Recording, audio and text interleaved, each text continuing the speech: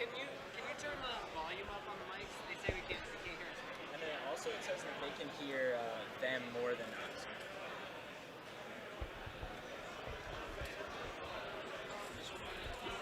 Okay. Switch your mic. This one was just not on. Oh, great. Okay. Oh, nice. Okay, hopefully you can hear us now. Yeah, it sounds better in our ears. Okay, so we're starting here. Jimmy McClure here is playing a water box deck. We can see, and Chris is playing Night March as we expected. So, Yeah, McClure is playing, I think, very similar list to what he played at Nats with Waterbox here. So, pretty sure Waterbox has a favorable matchup in this one because there's Toad. Or what do you think? I think it's really close. Jimmy's very confident in the matchup. I talked to him a little bit earlier in this tournament, and he beat a Night March Vespiquen even, which is even harder than the regular Night March matchup. And he says both of them he thinks are favorable for his deck. With Chris here, he started with a Shaman, so that's never a good thing, no matter what deck you're playing. And he's forced to attach a DCE. If McClure can punish this with either a Zerosic or an Enhance Hammer, because we know he plays both of them, that could be a really big deal, as that would only leave 3 double colorless for Chris. And under Quaking Punch, you can't use Puzzle of Time. Oh, I bet he wished he could use those puzzles. Yeah. So we're going to see, for those of you not familiar with the Pokemon trading card game, the player on the left, Chris, Night March, is playing. Night March is by far the most popular deck in the format right now. At Nationals a couple weeks ago, it took up over a third of the top 64 players. Wow, it's over a third? Yep, it was, I believe, 26 out of 64. Wow. What are the other big decks played? There was a good amount of Trevenant, the Trevenant deck that took 2 places in the top 8. And so did a water box, though. Paul Johnston, one of my friends, made top 8 with a very similar list to that Jimmy is playing. Actually, and I forgot to mention, Chris Siakala on the left here actually made top 8 with his Night March list just a couple weeks ago at the National Championship. I believe he lost to Liam Williams playing the Darkrai Giratina deck, but he's not playing against that this round, so it'll be interesting to see how he does against Jimmy. But this tournament structure, though, today with ARG is much different than what we are used to, because this is, I guess, not, I mean, it's like official Pokemon, obviously, but it's not like a sanctioned event, so you wouldn't be gaining championship points through it. But it's really neat because this is best of 1, 30 minutes rounds today. So I guess it kind of affects the way that matchups might be going, because ties are sort of less of a factor in this format, I think. Yeah, definitely. In the best of 3 50 matchups, you run into a lot of situations where one player wins game 1, one player wins game 2, and there's only maybe 5-10 minutes left for a game 3. And that often ends up in awkward situations where either players tie or they need to. Oh, and then we see the Enhance Hammer by Jimmy. Wow. That is so big. That is so big. So just quick recap. We'll go back to the tournament structure in a minute. But Jimmy played a Hoopa, searching for 2 Seismitoad, his main guys, and a Manaphy, which is going to let his Seismitoad free retreat if he so wishes. Jimmy's really looking for some type of Max Elixir Energy Switch combo to get off a turn 1 Quaking Punch. He does get the Rough Seas to counter Dimension Valley, which just makes one more card that Chris has to find on his turn if he wants to attack. If Jimmy does get a Quaking Punch here, he ensures that he will not be Night March next turn, because Chris would not be able to play Floatstone on his Shaman. That's really big that Chris missed the Floatstone on his first turn, actually. When you see Jimmy BS Seeker for Sycamore, he hasn't played a supporter yet, so he's going to do that. Oh, He did discard an Energy Switch and 2 VS Seeker. That's big. That could be really big. So that's 3 VS Seeker gone for Jimmy. So he's going to have to play pretty conservatively for the rest of the game with his supporters. We got a comment. 2 of the most boring decks out there. I think Trevenant, Trevenant or Vileplume Vespiquen would be a little bit more boring than the Water Box. But I guess they all have the item lock in common. Night March, I think, is a very exciting deck to see play. I think players are a little bit Sick of seeing it because it's been so dominant all year. But it's just that turn one is just so boring to sit on the other side. yeah, Just like watching them compress 4 or 5 times, like yeah. it's just absurd. I played Night March at Nationals actually, and I had one game where I played 5 battle compression on the first turn.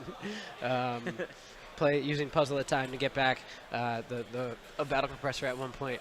Yeah, Chris is a very good player, so we could see some really interesting plays from his Night March. I was actually talking to on Facebook the other day with on Eric Gansman posted on Burbank City about how Night March is actually really takes a lot of skill to really master and play the deck perfectly. I think it's easy to play Night March decently well, and you can win games because of the sheer strength of the deck. But there's a lot of intricate plays whenever you have cards like Battle Compressor, Teammates in the deck, and Puzzle of Time. There's so many options on any given turn, and you really have to make all the correct micro decisions to really maximize your chances of winning with the deck. So we see Chris VS Seeker in AZ back. So the reason that he did that is because Seismitoad EX is probably going to use Quaking Punch next turn, which doesn't allow items. And so he wants to use that card before it is useless. We do see him Sky Return, saving the double colorless. It doesn't do any damage because of Rough Seas, which heals 30 from water Pokemon. So we'll see what Jimmy can do. I think Jimmy's in a pretty good position. Yeah, without a doubt. You got to take out this Joltik. Yeah, he's about to Quaking Punch and really start setting up a lock. I can't really tell how many Night Marchers Chris has in his discard pile. Doesn't look. Wait, is that his hand or is the discard to the side? As far as I can tell, he has no discard pile, but it might just be off camera. Oh no, okay, Jimmy was looking at it. So let's see if we can see it. 1, 2, 3, 4, 5. Looks like 5 Night Marchers. So that's not even a 2-hit KO on this Seismitoad. So Chris is going to need a lot of help here, now being item locked. He's debating whether he should put the double colorless down because he doesn't have Dimension Valley. He needs to draw it. He does have a Professor Sycamore. Okay, he does have Dimension Valley. This is round 5. Both of these players are 4-0 right now. There is a timer. We have 30 minutes. It's going. I don't know why it's not on the screen, but we can kind of update you. Right now we have 22 minutes left. Time really shouldn't be a factor, as we were talking about before with 30 minutes. 30 minutes is a good amount of time right now to play one game of Pokemon. 50 minutes best of 3 is a little shaky sometimes. Steam Siege is not included. Steam Siege is not legal until the World Championships. So we do see a Night March, and Jimmy immediately responds by knocking out that Dimension Valley with a Rough Seas, which is just going to add even more time for Chris to knock it out. Jimmy looks like he's powering up bench Seismitoad. He's probably going to... He might want a Grenade Hammer with the second Seismitoad. We'll see. Grenade Hammer is really strong. It does 130 damage and knocks out Shaman EX for 2 prizes. So Jimmy's strategy throughout this game is going to be Quaking Punch, Quaking Punch, Quaking Punch, Quaking Punch until he can... okay. Wow. Interesting. Okay. So he's going to Quaking Punch on this Shaman EX. And unless Chris has a basic energy to retreat or a DCE to Sky Return... okay, so he ends there. Yep. So Chris is looking for an energy. He can't play Floatstone. He already used his AZ, and he Sycamored it away. Wow, so McClure just might be able to buy a couple turns and just throw some more energy down. Right, exactly. And if he's able to Quaking Punch, knock out a Shaman EX, that's what you want to see, really. Yeah, right, exactly, because then you can just kind of clean up with Grenade Hammer later in the game. Let's see what they grab off his draw. See 2 items, 2 useless items. A Teammate's not going to help. He does get the DCE, though, so he will be able to Sky Return. And getting the Mew is pretty big, too, because he wants to Sky Return back into Mew. He doesn't want to send up Pumpkaboo and let his energy get hit. He doesn't want to send up Joltik and just get knocked out. Yeah, Chris, as we can see, Chris definitely plays Mew from Fates Collide. His list at Nationals played 2, and I believe a Jirachi as well. Oh wow, and a Jirachi in there. Yeah, that's cool. I really agree with playing Jirachi if you do run Mew. I think if you don't run Jirachi, the just the free retreat of Mew is not really enough to really. I would argue that you don't need it in the deck if you don't run Jirachi. A lot of players would disagree with me, but I think the deck runs just smoothly enough that if you're playing straight Night March, just play straight Night March. All right, so McClure attached to the bench Seismitoad. So I guess he's not going to pick up the knockout on the Mew. He's just going to swing in with the Quaking Punch. Right, and I think that's a smart decision. It's still relatively early in the game, prize-wise. I think McClure's up a prize, even. So Chris is going to still have to take 3 EX knockouts. And if he doesn't even have... So we know Chris has a double colorless, so he can attack with a Joltik, doing 120. But Jimmy will utilize Manaphy's ability to free retreat his Seismitoad. Hex Maniac. So he retreated into Seismitoad so that he can get an extra turn, hopefully, off the Rough Seas. And he's going to use Hex Maniac, so that means that Chris cannot use any abilities this next turn, and including Mew's ability to copy Night March. Okay, so we got the clock up there now. We figured that one out. Yeah, okay, so there we go. Now you guys can see the clock. That's good. So just, like we said, still plenty of time left in the game. Okay, so he probably doesn't have enough marchers to get the one shot here, so yeah, definitely not. that's pretty good for McClure. Last time we saw Chris use Night March, he Night Marched for 120. I didn't realize if he discarded more Night Marchers at any point. So we see Chris drew up to 6 with Shaman, but he saw the last card, so he just showed it to Jimmy, which was an Ultra Ball. Jimmy is putting damage on for Night March, which means it is not a one-hit KO. This is a best of 1 match. This is a best of 1 match. Okay, so it still looks like he only has six guys in there. Mm-hmm. So we'll see McClure use a Rough Seas, and where'd the Fighting Fury Bell go on the bench Seismitoad? Looks like it got discarded somehow. I didn't see Chris use a Xerosic, but maybe we just missed that play. Yeah, because we were looking at the timer. Mm-hmm. I think. That's the only thing that makes sense, because he wouldn't have been able to play Startling Megaphone. Like Xerosics on top Yeah, there. yeah, okay. And that's kind of like a play that Chris doesn't mind making, but he doesn't really want to play Xerosic as a supporter. He's just kind of forced into it by not having any other supporter and being Quaking Punch, so he can't use his BS Seekers. He definitely did not Megaphone because he was under a Quaking Punch lock. So thank you guys. That's what we figured. The Xerosic.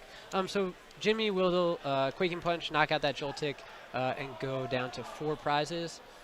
Chris does have a Teammates, which is pretty awesome for him. He gets to search for any 2 cards in his deck.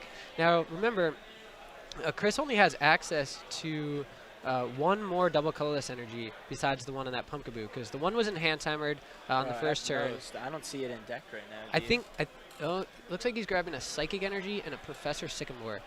Okay. So maybe he has Dimension Valley and Joltik in hand, and he's going to copy with Mew.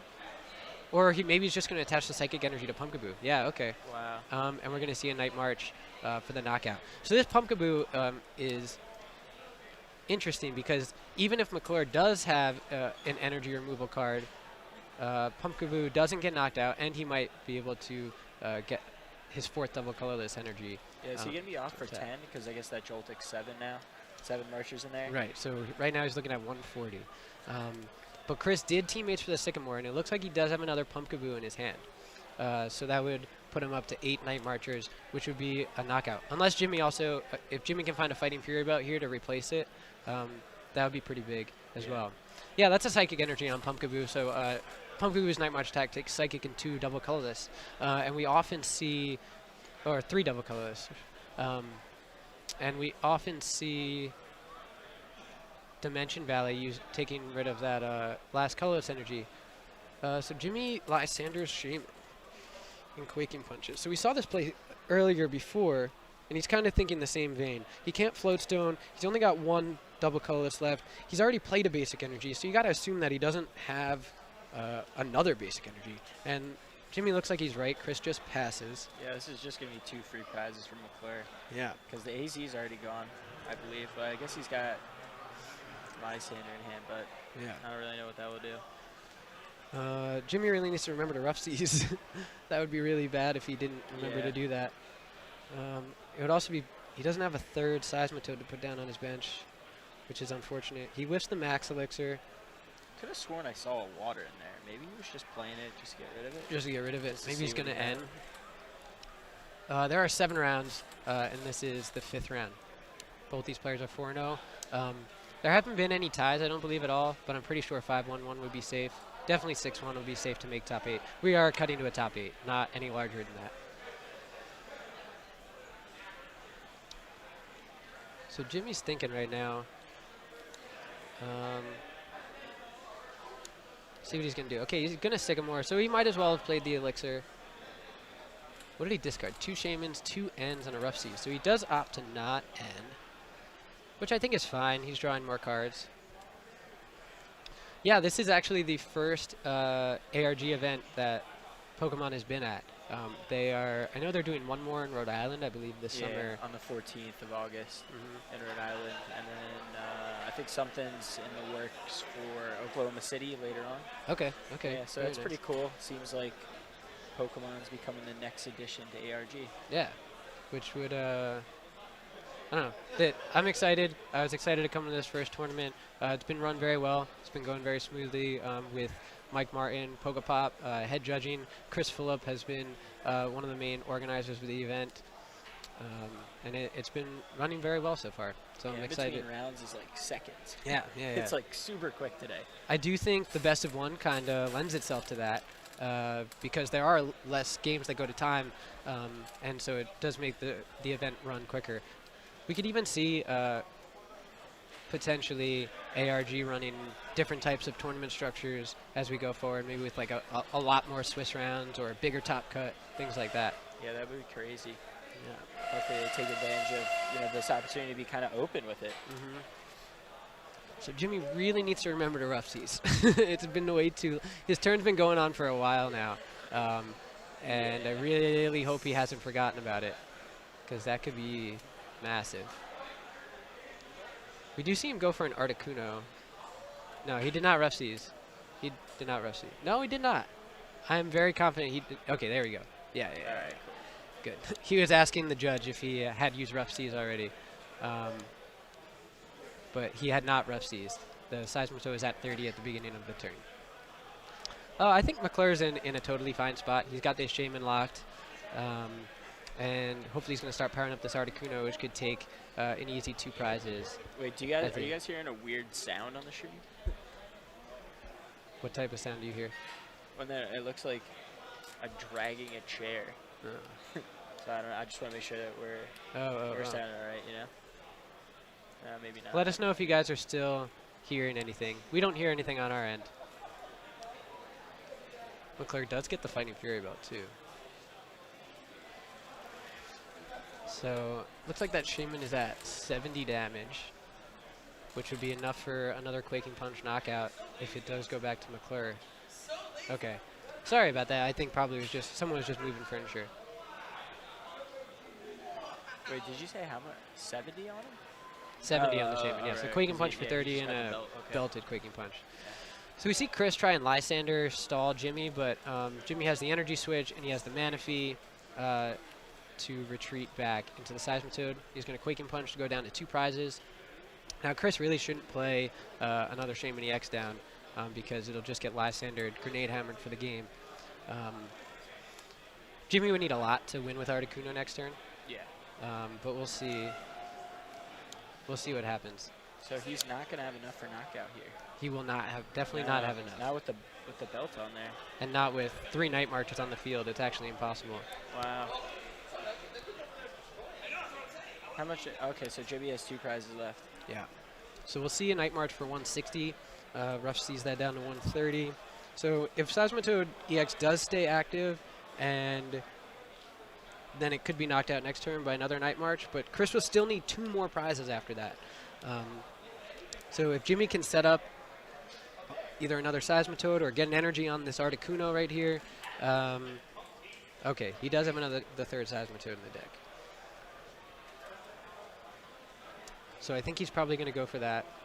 If he can retreat his active Seismitoad and Quaking Punch again on the active with a fresh Seismitoad EX, I think Jimmy probably has the game won. Yeah, I don't know. He hasn't played Supporter yet, right? I think He has not played a supporter. Okay. No.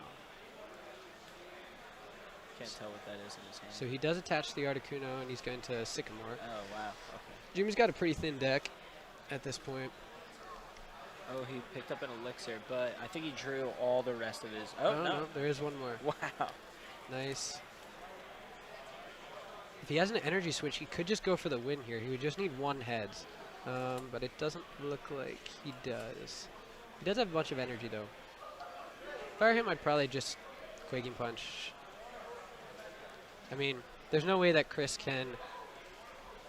There's no way that Chris can win next turn. It's impossible.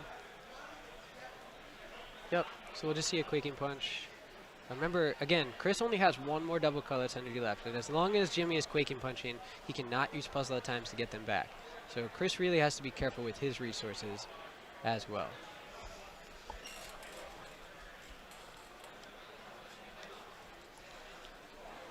So it's kind of crunch time right here for both players. They got to Chris has got to figure out how he can KO this Seismitoad EX, and then also maybe the Manaphy or the Hoopa on the bench.